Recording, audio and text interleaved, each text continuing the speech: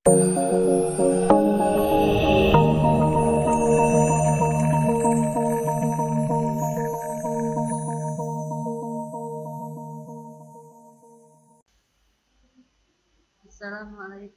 warahmatullahi wabarakatuh. Selamat pagi semua ya. Hari ini adalah pertemuan kuliah kita, pertemuan kelima. Untuk pertemuan kelima ini kita masih membahas masalah jurnal umum, buku besar dan neraca saldo ya. Kemudian ya, ini ada soal yang akan diberikan kepada kalian semua, salah satu contoh lagi, karena apa, seperti yang Ibu bilang kemarin bahwa di jurnal buku besar dan neraca saldo akan banyak soal-soal yang perlu kita kerjakan dan kita analisa. Karena apa, jurnal ini akan dipakai ke materi selanjutnya. Ya, kita lihat di sini ya. Transaksi selama bulan September 2019 yang terjadi pada perusahaan Gisa Ceria sebagai berikut. 1 September diinvestasikan oleh Nona Gisa uang untuk pendirian perusahaan sebesar 10 juta rupiah. Berarti jurnalnya di sini adalah apa? Nona Gisa ini menginvestasikan modal 10 juta rupiah sebagai modal awal untuk pendirian perusahaan. Berarti jurnalnya adalah kas pada modal.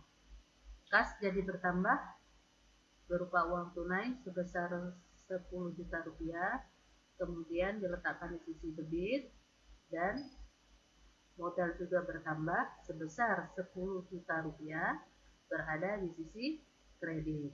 Oke, sekarang kita lihat lagi transaksi tanggal 5 September. Dibeli gudang seharga 2 juta rupiah secara tunai. Dibeli gudang, berarti aktiva berupa gudang jadi bertambah. Di sebelah debit 2 juta rupiah. Kemudian karena gudang ini dibeli secara tunai, maka akan terjadi pengurangan pada kas, yaitu sebesar 2 juta rupiah juga ya. Jadi jurnalnya adalah gudang pada kas ya. Kemudian di sini 10 September diperoleh pendapatan jasa sebesar 15 juta rupiah. Baru diterima sebesar 10 juta rupiah, sisanya bulan depan. Berarti sisanya adalah 5 juta. Gimana nih? Berarti apa nih? Jurnalnya. Kalau kita lihat dari soal ini, ada apa saja yang perlu kita analisa? Yang pertama adalah pendapatan jasa sebesar 15 juta rupiah. Berarti kan ini sudah pasti 15 juta rupiah bertambah, diperoleh kan ya. Nah, bertambah berarti pendapatan jasa 15 juta rupiah bertambah berada di sisi kredit. Di sisi kredit sebesar 15 juta rupiah. Sedangkan dari harga 15 juta rupiah ini baru diterima sebesar 10 juta rupiah. Berarti kas ya. Kasnya bertambah 10 juta rupiah berada di sisi debit. Sedangkan sisa dari 15 juta baru dibayar 10 juta, berarti selisihnya 5 juta akan dibayar di kemudian hari. Maka muncullah piutang. Piutangnya jadi bertambah berada di sisi kredit, sisi debit ya, debit. Jadi jurnalnya adalah kas dan piutang usaha pada pendapatan jasa ya. Jadi di sini ada 3 transaksi yang terjadi. Pendapatan bertambah 15 juta rupiah berada di sisi kredit, kemudian kas bertambah 10 juta rupiah di sisi debit, dan sisanya 5 juta rupiah muncullah piutang usaha berada di sisi debit juga.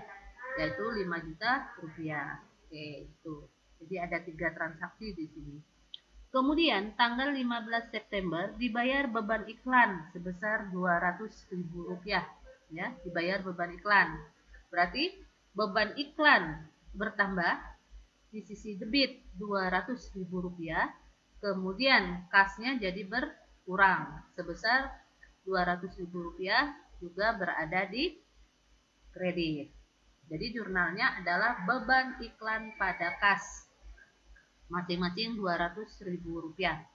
Sedangkan di tanggal 20 September dibayar beban gaji sebesar Rp500.000. Berarti beban gaji bertambah Rp500.000 di sisi debit, kemudian kasnya jadi berkurang sebesar Rp500.000 berada di sisi kredit. Jadi jurnalnya adalah beban gaji pada kas. Kemudian tanggal 30 September diambil untuk kepentingan pribadi sebesar Rp1.000.000. Kepentingan pribadi. Dalam akuntansi, pengambilan uang untuk keperluan pribadi oleh pemilik yang diambil adalah uang perusahaan, itu disebut sebagai private, ya, atau triple. Jadi jurnalnya adalah triple pada kas atau private pada kas. Private-nya berada di sisi debit Rp1.000.000, kemudian kasnya berada di sisi kredit sebesar Rp1.000.000. Sekarang terakhir. Nah, terakhir tanggal 30 September diperoleh pinjaman senilai 5 juta rupiah. Diperoleh pinjaman senilai 5 juta rupiah. Berarti kas bertambah, ya. Kas itu bertambah di sisi debit 5 juta rupiah. Kemudian apalagi yang bertambah? Yaitu pinjaman, ya. Kalau di akuntansi itu disebut sebagai utang. Kita anggap sebagai utang usaha, yaitu 5 juta rupiah. Utang bertambah berada di sisi kredit sebesar 5 juta rupiah.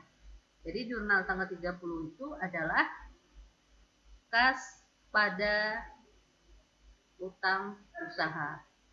Kas bertambah 5 juta rupiah, kemudian utang usaha juga bertambah 5 juta rupiah. Kemudian itu baru kita selesaikan jurnal, ya. Kemudian dari jurnal yang telah kita buat bisa diposting ke dalam buku besar. Kemudian dari buku besar bisa dibuat neraca saldonya. Untuk yang nomor pertanyaan B sama C, silakan dikerjakan. Nanti kalau ada pertanyaan, silakan boleh jabri Ibu atau boleh di WA grupnya. Terima kasih untuk penjelasan Ibu. Kalau ada kekurangan, Ibu mohon maaf. Kalau ada pertanyaan nanti bisa dijabri atau WA. Wassalamualaikum warahmatullahi wabarakatuh.